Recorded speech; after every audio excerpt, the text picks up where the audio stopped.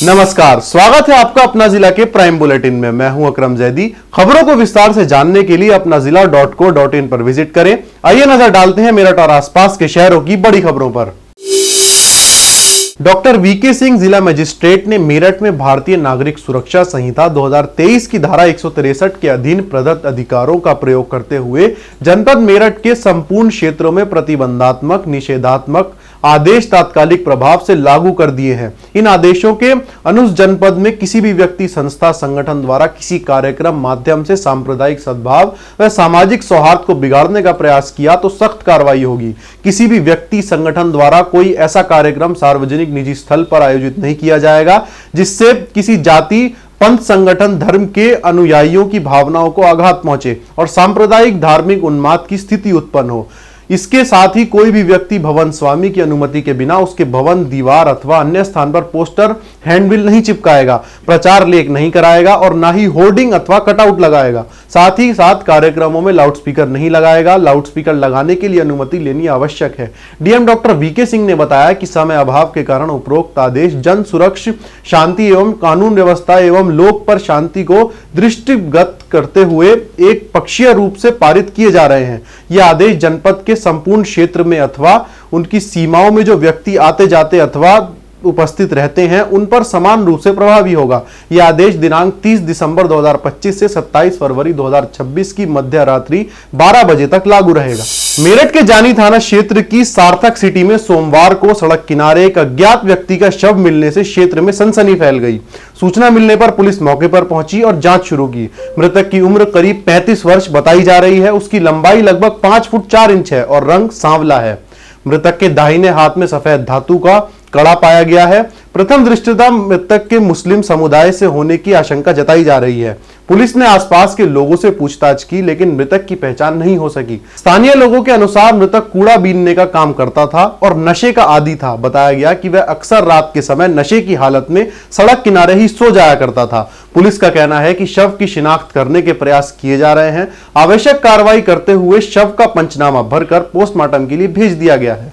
जानी थाना प्रभारी अखिलेश मिश्रा ने बताया कि शव की पहचान के लिए आसपास के थानों और जनपदों से संपर्क किया जा रहा है। साथ ही मृत्यु के कारणों की भी जांच की जा रही है। यदि आपके घर के दरवाजों पर कोई सस्ते में ब्रांडेड कंपनी का चूल्हा या कुकर बेचने आए तो जरा सावधान हो जाएं, क्योंकि वो सामान ब्रांडेड कंपनी का नहीं बल्कि एक कमरे में बनाकर सिर्फ ब्रांडेड कंपनी का लेबल लगाकर बेचा जा रहा है। मेरठ पुलिस ने ऐसे ही एक शातिर गिरोह का भंडाफोड़ किया है जो लिसाड़ी गेट थाना क्षेत्र में एक किराए के हॉल नुमा कमरे में नकली गैस, चूल्हे, कुकर सीटी, सीलिंग फैन और मिक्सर मशीन समेत कई इलेक्ट्रॉनिक आइटम बना रहे थे। इतना ही नहीं, शातिर आरोपी उस सामान में ब्रांडेड कंपनी का लेबल लगाकर वारंटी कार्ड भी तैयार करते थे। एक कंपनी ने इसकी शिकायत पुलिस से की, जिसके बाद पुलिस ने फैक्ट्री में छापा मारा तो मौके से बड़ी मात्रा में करीब 1 करोड़ की कीमत का सामान बरामद हुआ। एसएसपी डॉक्टर विपिन ताड़ा ने प्रेस कॉन्फ्रेंस करते हुए बताया कि पकड़े गए 5 आरोपी सलीम, नदीम, दानिश, फरमान और मेहताब हैं, जिनका मास्टरमाइंड सलीम है। इनमें से सलीम, फरमान और मेहताब मुजफ्फरनगर के रहने वाले हैं, जबकि नदीम और दानिश मेरठ से ही हैं। कुछ समय पूर्व पुलिस को सूचना प्राप्त हो रही थी कि जनपद में लिसाड़ी गेट थाना क्षेत्र में इलेक्ट्रॉनिक आइटम्स को नकली बनाने का काम चल रहा है। इस पर पुलिस ने इस गैंग का भांडाफोड़ कर सर्विलेंस के जरिए इस गैंग का भांडाफोड़ किया गया और इसमें इनके गोडाउन में पकड़ा गया माल, जिसमें कि Bajaj company, Milton company, Surya company इत्यादि के अलग अलग उपकरण बनाए जा रहे थे। मिक्सर, कुकर, हीटर, पंखे इत्यादि, और इनको फर्जी लेबल और वारंटी कार्ड बनाकर नकली माल को असली बनाकर सप्लाई किया जा रहा था। इसमें पुलिस ने छापा मारते हुए बड़ी मात्रा में इलेक्ट्रॉनिक और घरेलू सामान का बरामदगी की है और वहां पर फर्जी लेबल, वारंटी कार्ड इत्यादि भी मिले हैं कंपनीज के, जिसमें कि गंभीर धाराओं में मुकदमा दर्ज करते हुए 5 अभियुक्तों को पुलिस ने गिरफ्तार किया है। इसमें से 2 अभियुक्त जनपद मेरठ के हैं और 3 मुजफ्फरनगर के हैं। 2 अन्य अभियुक्त वांछित किए गए हैं जो कि जनपद मुजफ्फरनगर के रहने वाले हैं। इसमें जो संबंधित कंपनीज हैं इनको भी सूचना दी गई है, जिससे कि वो भी अपने प्रतिनिधियों के माध्यम से आकर इस सामान को चेक कर जांच करवा सके। शुरुआती पूछताछ में सामने आया कि ये दिल्ली और गाज़ियाबाद के अलग अलग क्षेत्रों से अलग अलग पार्ट्स इकट्ठा करते थे और उसको लाकर यहाँ पर असेंबल करते थे और फिर यहाँ से इसे मुजफ्फरनगर ले जाकर वहाँ दुकानों पे बेचा जाता था। इसमें जो टीम है उसने अच्छा काम करते बड़ी मात्रा में इसमें घरेलू अप्लायंसेस बरामद किए हैं और जो अपराधी अभी फरार हैं उनकी भी शीघ्र गिरफ्तारी कर कार्रवाई की जा रही है। जी, इसमें जो नकली सामान है उसको 5 गुना कीमत पर असली सामान बनाकर बेचा जाता था। क्योंकि ये सामान नकली है, घटिया प्रकार के उपकरण इसमें लगाए जाते थे और इसमें असली सामान की रेट पे इसको बेचा जाता था। करीब 1 करोड़ के करीब का माल है जो इसमें बरामद हुआ है और जो इनके सप्लायर हैं और जहां ये बिक्री करते हैं उनका भी पुलिस अभी जो चेन है उसको काम कर रही है। उस पे जो 2 लोग अभी सामने आए हैं उनको मुकदमे में वांछित किया गया है और भी इनके अन्य साथियों की जांच की जा रही है और इसमें अग्रिम कार्रवाई की जाएगी। अभी इन्होंने बताया कि पिछले 2 महीने से इन्होंने ये जगह लेकर काम शुरू किया था और जो जिस स्वामी है जिसका यह जगह है उसके खिलाफ भी कार्रवाई की गई है और जिसने इसको किराए पे लिया था, जो काम करवा रहा था, उसको भी इस मुकदमे में वांछित किया गया। मेरठ के थाना दौराला पुलिस द्वारा मेट्रो यार्ड में हुई चोरी की घटना का सफल अनावरण करते हुए पुलिस ने चोरी किए गए माल को भी बरामद कर कुल 5 अभियुक्तों को गिरफ्तार कर लिया है। यह जानकारी मंगलवार को पुलिस लाइन स्थित सभागार में प्रेस वार्ता के दौरान एसएसपी डॉक्टर विपिन ताड़ा ने दी।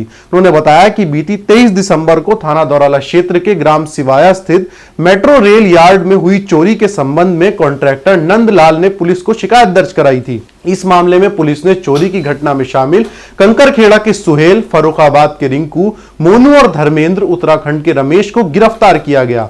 उन्होंने बताया आरोपी की निशानदेही पर सरधना से राशिद कबाड़ी के गोदाम के पास से गाड़ी में लदा हुआ चोरी गया माल 100% बरामद कर लिया गया है, जबकि घटना में प्रयुक्त एक छोटा हाथी और एक आयशर ट्रक भी पकड़ा गया है, जबकि फरार आरोपी सोनू उर्फ सिद्धार्थ और राशिद कबाड़ी की पुलिस तलाश कर रही है। कल सुबह पुलिस को सूचना प्राप्त हुई कि मेट्रो रेल यार्ड ग्राम सिवाया थाना दौराला में चोरी हुई है और इस पर कॉन्ट्रैक्टर की तरफ से चोरी का मुकदमा थाना दौराला में दर्ज करवाया गया। घटना की गंभीरता को देखते हुए सीओ दौराला के नेतृत्व में टीमें लगी थी, जिसमें कि 24 घंटे के भीतर इस घटना का अनावरण कर 5 अभियुक्तों को गिरफ्तार कर 100% माल बरामद किया गया है। इसमें मुखबिरी के जरिए पुलिस को ये ज्ञात हुआ कि घटना में एक काले रंग का छोटा हाथी इस्तेमाल होता है लोडिंग टैक्सी, जो कि पूर्व में भी कुछ संदिग्ध गतिविधियों में घूमता नजर आया वहीं पे। इस पर पुलिस ने उसको लोकेट किया और उसके स्वामी सुहेल को पुलिस ने गिरफ्तार किया। गिरफ्तार करने के बाद पूछताछ में सुहेल ने पूरी घटना का अनावरण करते हुए बताया कि वहीं के चौकीदार जो हैं वो इस घटना में लिप्त हैं और इसमें 4 चौकीदारों को गिरफ्तार किया गया, जो कि धीरे धीरे वहाँ रेल यार्ड से माल चोरी करते थे और पकड़े जाने पर मुकदमा दर्ज करवाया गया।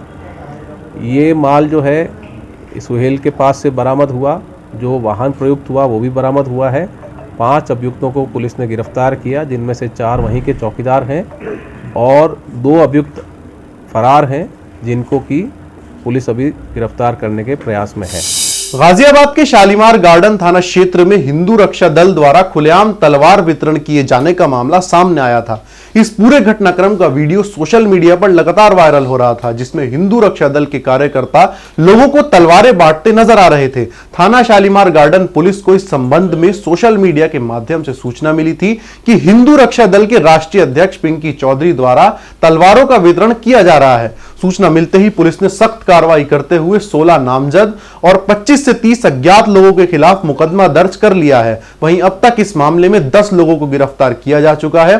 पुलिस का कहना है कि मामले की विवेचना लगातार जारी है और आगे की आवश्यक कानूनी कार्रवाई की जाएगी। मेरी क्या गलती है? मैं चाहता हूं जिस प्रकार अगर बांग्लादेश में अगर वही स्थिति हमारे यहाँ भारत में अंदर बैठे हुए जिहादियों से अगर इन्होंने हमला कर दिया तो मेरे हिंदू परिवार कैसे बचेंगे? हमारे पास 1-1, 2-2 बच्चे हैं, हम कैसे बच पाएंगे? तो मैं अपने परिवारों को ताकतवर बनाने के लिए तलवार वितरण कर रहा हूं। उस पर पुलिस प्रशासन का ऐसा रवैया मैं बर्दाश्त नहीं करूंगा। मैं आपको बता रहा हूं, अगर आज सभी हिंदू भाई हमारा सपोर्ट नहीं करेंगे तो कल क्या होगा, कल को कोई नहीं सोच रहा है। हिंदू आज के लिए जी रहा है।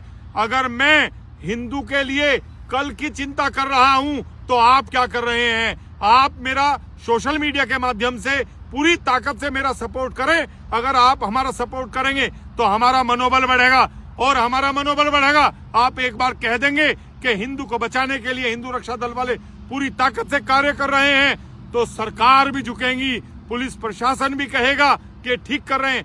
हमारे पुरखों ने तलवार सबके पास थी, तलवार बांटना क्या गलत है? कानूनी रूप में हमने काम किया है, हमने कोई गलत कार्य नहीं किया है। अगर पुलिस प्रशासन हमारा मनोबल तोड़ना चाहता है तो मेरा मनोबल टूटने वाला नहीं है। सभी मैं को बता देना चाहता हूं, मैं और ताकत के साथ धर्म युद्ध लड़ूंगा, लेकिन मैं पीछे नहीं हटूंगा। अपने परिवारों को ताकतवर बनाने का काम करूंगा। अगर आज आपने हमारा सपोर्ट नहीं किया तो कल ये हिंदू अपने आने वाली नस्लों को क्या मुंह दिखाएगा, मैं समझ नहीं पा रहा हूं। आज आप हमारा ताकत से सपोर्ट करें, आज सपोर्ट नहीं करोगे तो कल फिर कोई पिंकी भैया नहीं खड़ा होगा। जय श्री राम। आज दिनांक 29/12/2025 को सोशल मीडिया प्लेटफॉर्म के माध्यम से थाना शालीमार गार्डन को सूचना प्राप्त हुई कि हिंदू रक्षा दल के राष्ट्रीय अध्यक्ष पिंकी चौधरी द्वारा तलवार वितरण किया जा रहा है। सूचना का त्वरित संज्ञान लेकर थाना शालीमार गार्डन में उक्त प्रकरण में 16 नामजद व 25-30 अज्ञात लोगों के विरुद्ध मुकदमा पंजीकृत कर लिया गया है। अब तक प्रकरण में 10 लोगों की गिरफ्तारी सुनिश्चित कर ली गई है, जो आगे भी विवेचना के क्रम में जारी रहेगी।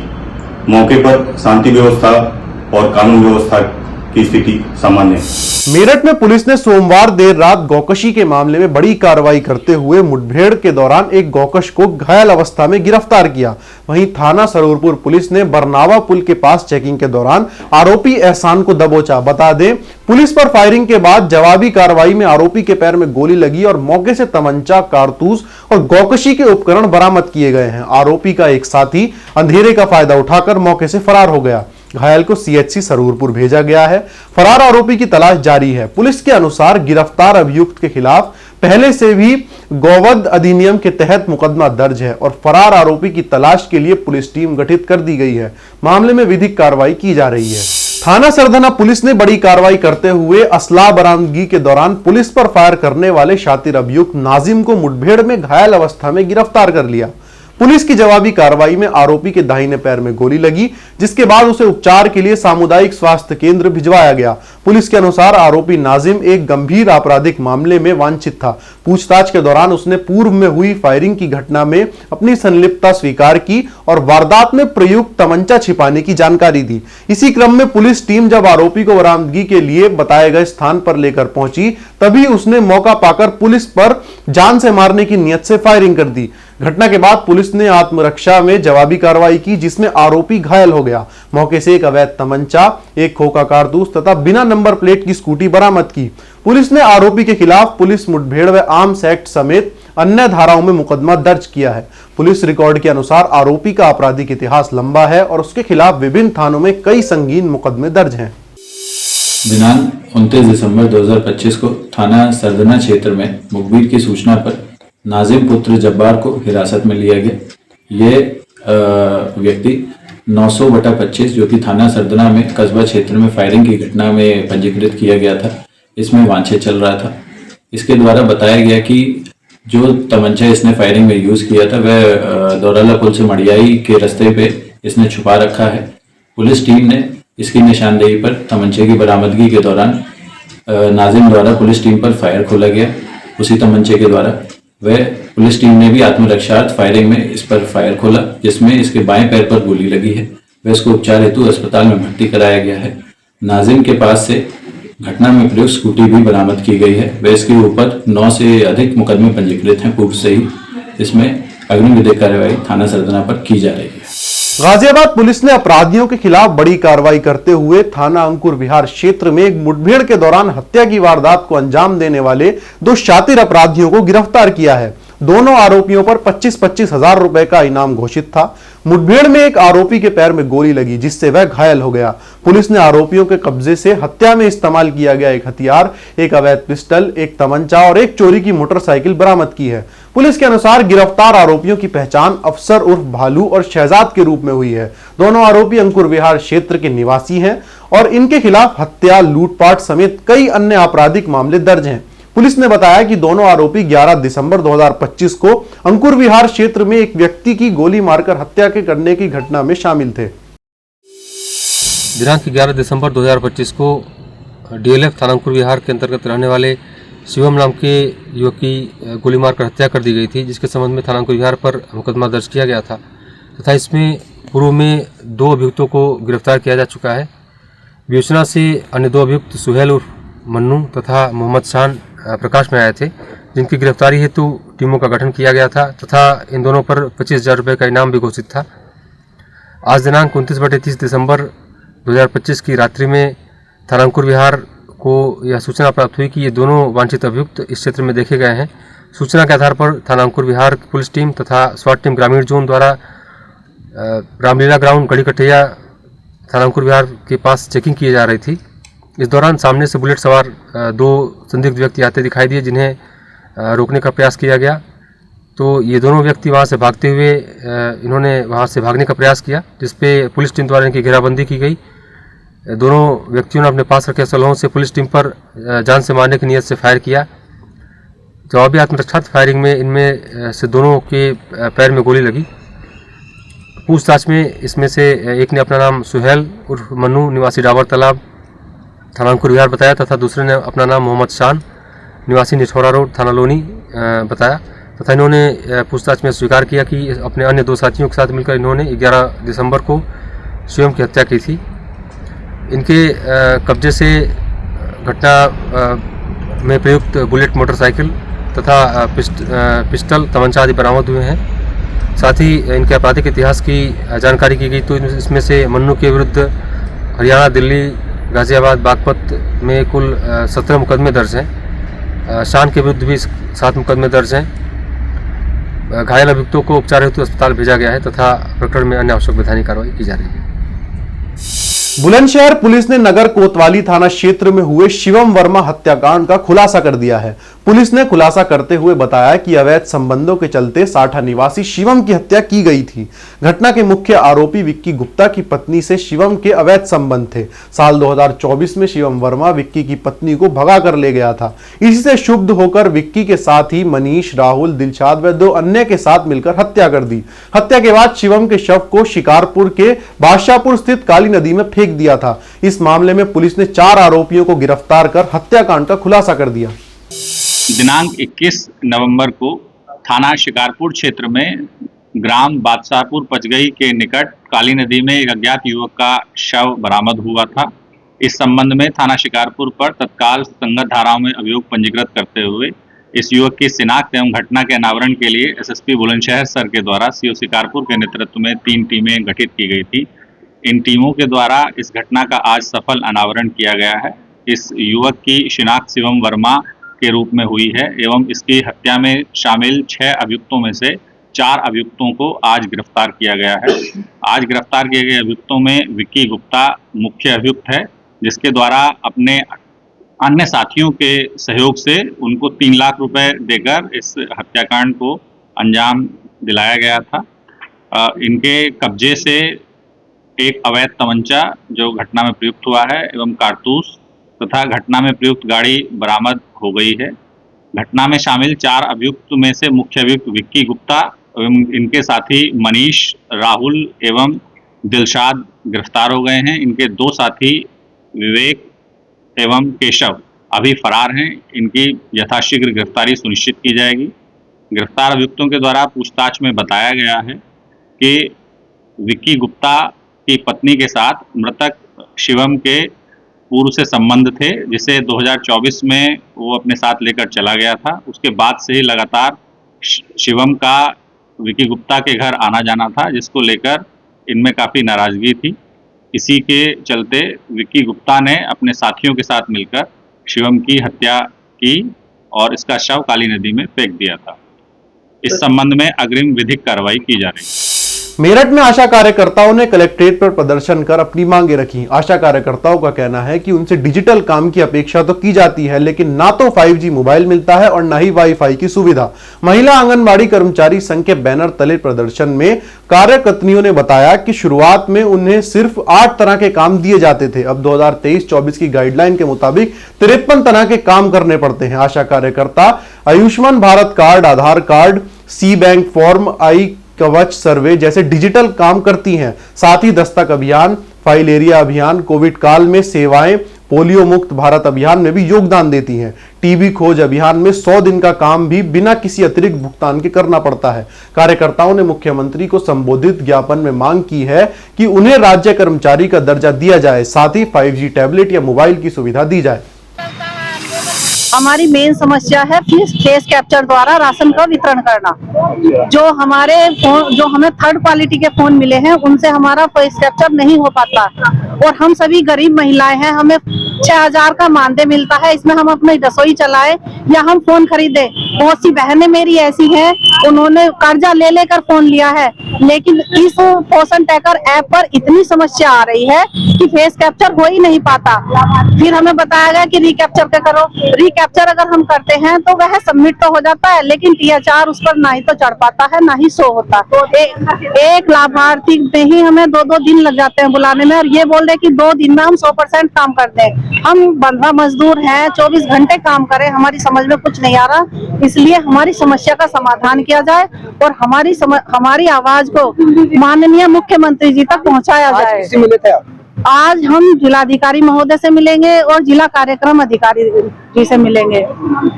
मुख्यमंत्री जी को हम ज्ञापन भिजवाएंगे इन्हीं के द्वारा। निर्देशक महोदय के पास भी हमारा ज्ञापन जाएगा लखनऊ, जिससे हमारी समस्या का निदान हो सके। हम बहनें बहुत ही लाचार हो चुकी हैं। अब ना तो हम इसको छोड़ सकते और ना हम इसको कर सकते। अगर हम छोड़ते हैं तो हम अपने बच्चे कैसे पाल लें, और अगर हम करते हैं तो भी हमारा कोई इसमें अब गुजारा नहीं हो रहा। महंगाई इतनी हो गई, सभी के लिए महंगाई भत्ता, TADA सब कुछ है। एक आंगनवाड़ी बेचारी ऐसी है कि उसके लिए कुछ नहीं है गवर्नमेंट के पास। जिलाधिकारी डॉक्टर VK सिंह द्वारा ITI साकेत और कंकरखेड़ा स्थित मार्शल पिच में EVM VVPAT वेयरहाउस का त्रैमासिक निरीक्षण किया गया। उन्होंने वहां कंट्रोल रूम, CCTV आदि व्यवस्थाओं का जायजा लिया व संबंधित अधिकारियों को आवश्यक दिशा निर्देश दिए। इस अवसर पर उनके साथ अपर जिलाधिकारी भूमि अध्यापति नवीन चंद्र, सहायक जिला निर्वाचन अधिकारी आलोक कुमार शर्मा सहित अन्य संबंधित अधिकारी व प्रमुख राजनीतिक दलों के प्रतिनिधि उपस्थित रहे।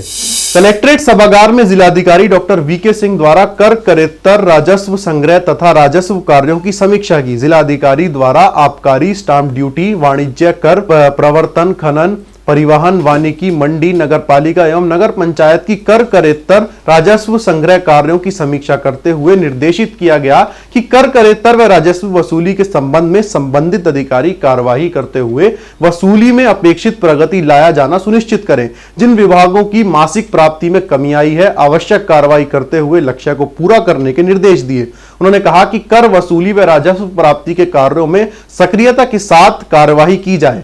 3 से 5 वर्ष वाले राजस्व वाद लंबित न रहें, उनका अभियान चलाकर निस्तारण किया जाए तथा अन्य लंबित वादों में प्रगति सुनिश्चित की जाए।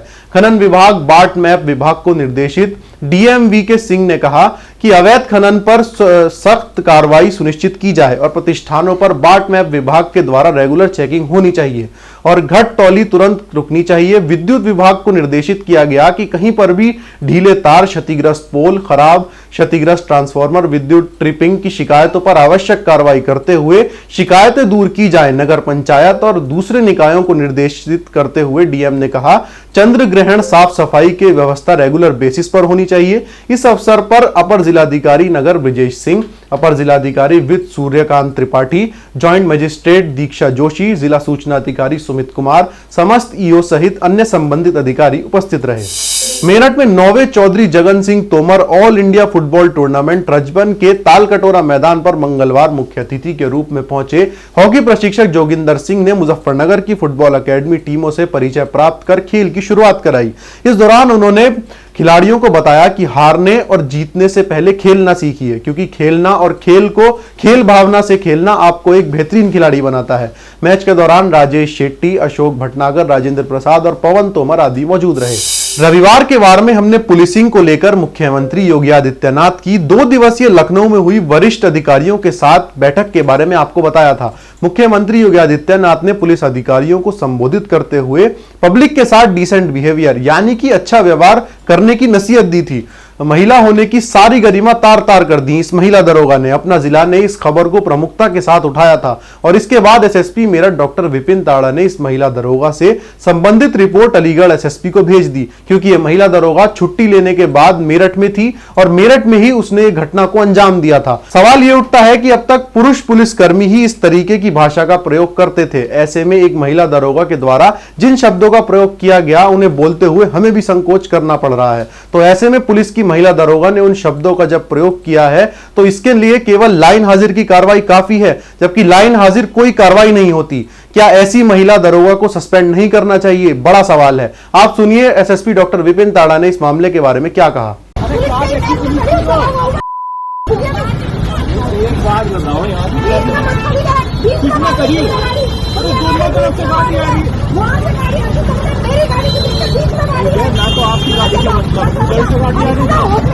अपना जिला के प्राइम बुलेटिन में फिलहाल इतना ही। मेरठ और आसपास के शहरों की बड़ी खबरों के लिए अपना जिला से जुड़े रहें और चैनल को सब्सक्राइब करना ना भूलें और खबरों को डिटेल में जानने के लिए अपना जिला.co.in पर विजिट करें। फिलहाल हमें दीजिए इजाजत। नमस्कार।